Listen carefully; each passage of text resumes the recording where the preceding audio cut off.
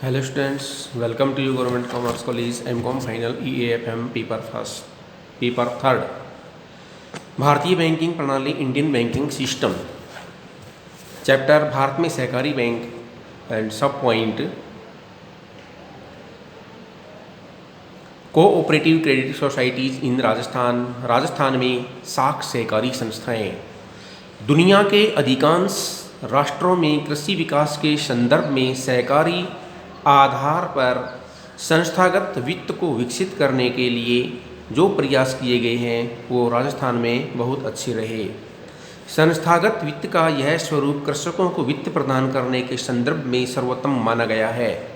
वर्ष 1927 में संयुक्त राष्ट्र संघ द्वारा जिनेवा में आयोजित विश्व आर्थिक सम्मेलन में कृषि वित्त के संबंध में सहकारी साख संस्थाओं के विशिष्ट योगदान की ओर ध्यान इंगित किया था। हमारे देश में भी वास्तव में सहकारी साख का इतिहास कृषि वित्त का इतिहास है।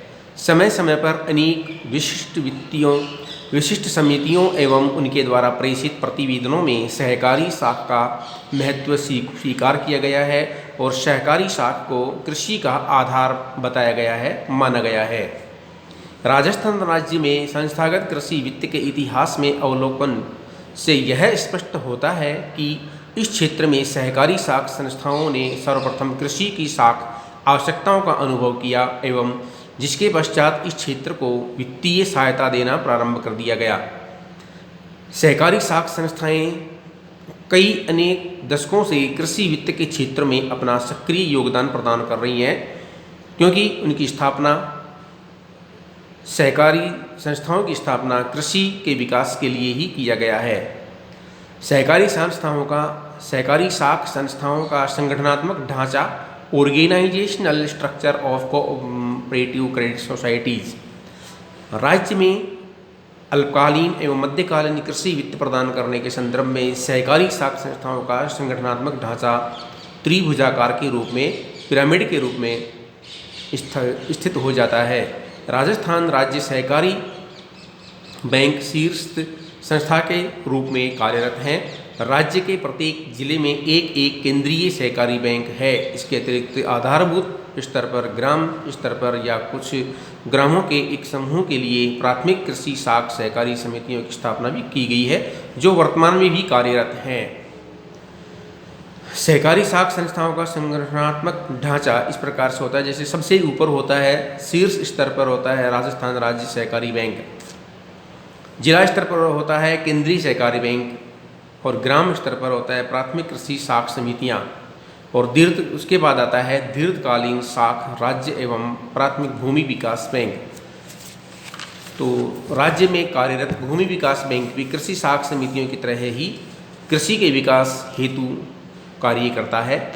राज्य में दीर्घकालीन सहकारी साख संगठन की संरचना द्विस्तरीय, शीर्ष स्तर पर राज्य भूमि विकास बैंक कार्यरत है। इसके अतिरिक्त आधारभूत स्तर पर जिलों एवं तहसील स्तर पर प्राथमिक भूमि विकास बैंक क्रियाशील होता है। कृषि विकास एवं कृषि को पुनर्वित्त प्रदान करने के संदर्भ में देश में भारतीय रिजर्व बैंक को एक सहयोगी संस्था के रूप में राष्ट्रीय कृषि एवं ग्रामीण बैंक की स्थापना की गई है। इस बैंक का मुख्य कार्य कृषि वित्त के क्षेत्र में कार्यरत विभिन्न संस्थाओं को पुनर्वित्त की सुविधा प्रदान करना है।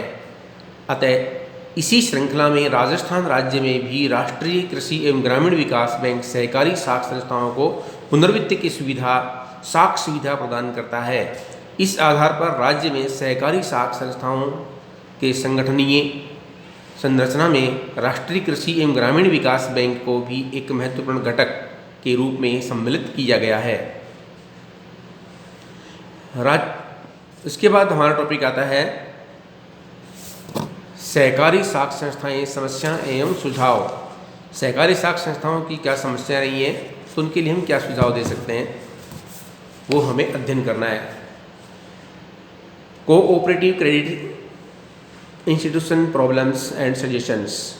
प्राथमिक कृषि सहकारी साख समितियां संपूर्ण सहकारी साख व्यवस्था पर आधारित हैं। इन समितियों की संतोषजनक असंतोषजनक कार्य प्रगति का एक मुख्य कारण रहा है कि अधिकांश समितियां आर्थिक दृष्टि से अक्षम एवं कमजोर होती हैं तथा कृषि वित्त के संबंध में इनका व्यावसायिक दृष्टिकोण भी नहीं होता है। अतः जब तक कि प्राथमिक कृषि सहकारी साख समितियों को सुदृढ़ आर्थिक आधार पर सुसंगठित कर इनके क्रियाकलापों को नियोजित नहीं किया जा सकता है, तब तक वे कृषि साख की समस्या के समाधान की दिशा में किसी प्रकार की प्रभावी भूमिका का निर्वहन करने में अक्षम या कमज़ोर बनी रहेंगी। ग्रामीण अर्थव्यवस्था के हित में यह आवश्यक है कि प्राथमिक कृषि सहकारी साख समितियां पुनर्गठित की जाएं।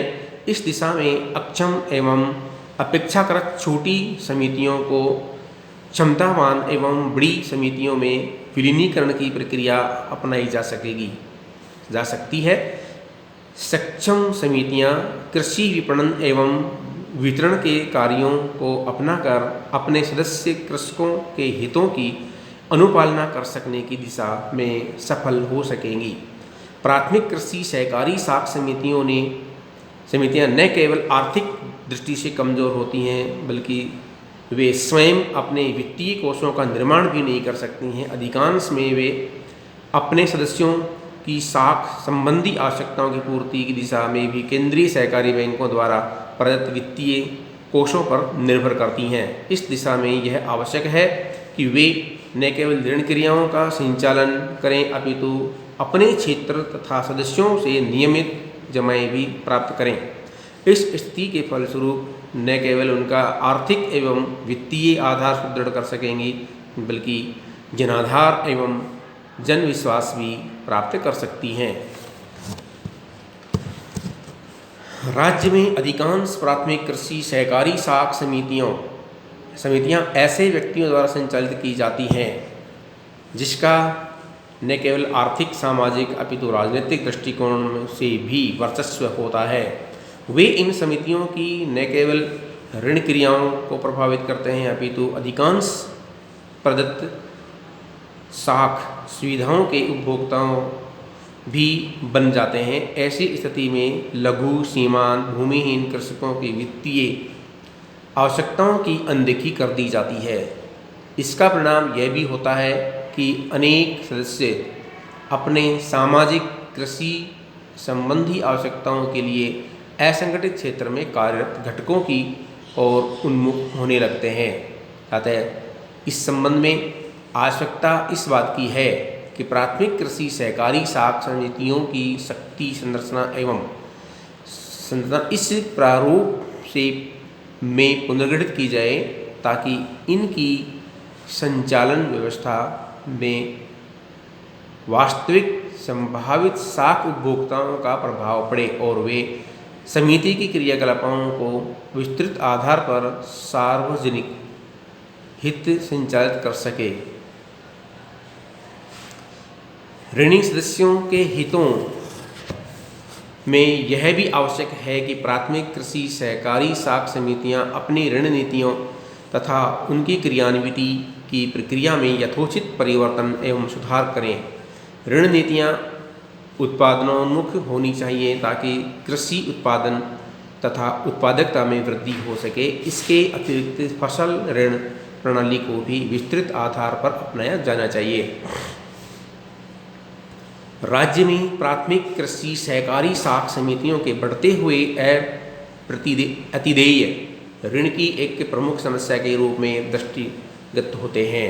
इस समस्या के प्रभावी निदान के अभाव में इन समितियों का अस्तित्व खतरे में पड़ सकता है। इस स्थिति में सुधार हेतु यह सुझाव प्रस्तुत किया जा सकता है कि ऋण वसूली अधिकारियों को अपने कर्तव्यों के निष्पादन के संबंध में किसी प्रकार की कोताही नहीं बरतनी चाहिए। ऋण वसूली कार्यक्रम केवल वित्तीय वर्ष के समापन के पूर्व ही प्रारंभ न किए जाएं। वर्ष भर वसूली का सक्रिय वातावरण बनाया जाना चाहिए। यह भी महत्वपूर्ण है कि ऋणों की अदायगी की तिथि के पूर्व ही सुनियोजित वसूली कार्यक्रमों का संचालन किया जाना चाहिए। फसल की कटाई के समय ऋणी कृषक ऋणों के पुनर्भुगतान की स्थिति में होते हैं, अतः ऐसे समय वसूली तंत्र को सजग एवं सचेष्ट रहना चाहिए। इसके अतिरिक्त ऋणों की वसूली के संबंध में गांवों में प्रचार कार्यक्रम भी प्रभावी हो सकता है। साख के अंतिम उपभोग पर प्रभावी नियंत्रण भी बढ़ते हुए अतिदेयी ऋणों की समस्या के संबंध में एक कारगर प्रयास सिद्ध हो सकता है। प्राथमिक कृषि सहकारी साख समितियों के समापन समान ही राज्य के विभिन्न जिलों में कार्यरत केंद्रीय सहकारी बैंक भी आर्थिक दृष्टि से संपन्न एवं सुदृढ़ नहीं होते हैं। वे अधिकांश में अपने वित्तीय स्रोतों के लिए शीर्ष स्तर की संस्था राज्य सहकारी बैंक तथा पुनर्वित्त सहायता के लिए राष्ट्रीय कृषि ग्रामीण विकास बैंक पर डिपेंड करते हैं। इसके अतिरिक्त इनके सम्मुख भी अतिदेयी ऋणों की समस्या उत्पन्न रहती है। अतः उनकी ऋण नीतियों भी अधिक कारगर सिद्ध नहीं हो रही हैं। प्राथमिक ऋण सहकारी साख समितियों के स्वस्थ विकास के संबंध में केंद्रीय सहकारी बैंकों का विशेष दायित्व होता है। इन बैंकों को अपनी ऋण नीतियों को सफल बनाने के लिए फसल ऋणों के आधार पर पुनर्वित्त करना चाहिए। ऋण प्रदत्त करने की प्रक्रिया का भी सरलीकरण आवश्यक होता है ताकि ऋणों के अंतिम वितरण में अधिक विलंब न हो। केंद्रीय सहकारी बैंकों को अपने सदस्य समितियों की समस्याओं का गहनता से समझाना चाहिए तथा उनसे निकटतम संबंध स्थापित करना चाहिए ताकि उनकी समस्याओं का समुचित समाधान प्रस्तुत किया जा सके। इस प्रकार से हमें सहकारी बैंकों के विकास हेतु आगे बढ़ते रहना चाहिए और उसमें ऋण की जो आवश्यकता है उसकी पूर्ति के लिए सरकार को अनेक प्रयास करते रहना चाहिए। धन्यवाद।